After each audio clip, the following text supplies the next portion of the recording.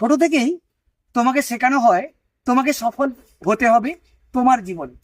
আসলে কেউ এটা বলে না সফলতার কিংবা সাকসেসের ডেফিনেশন দেখো।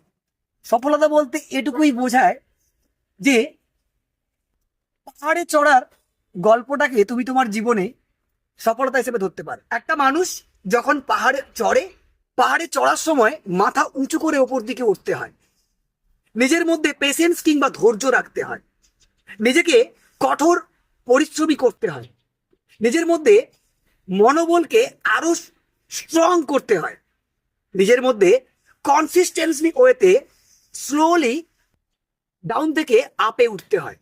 আর এগুলোকে যদি একত্রে করতে পারো তবে গিয়ে তুমি পাহাড়ের চূড়ান্ত শিখরে পৌঁছতে পারো।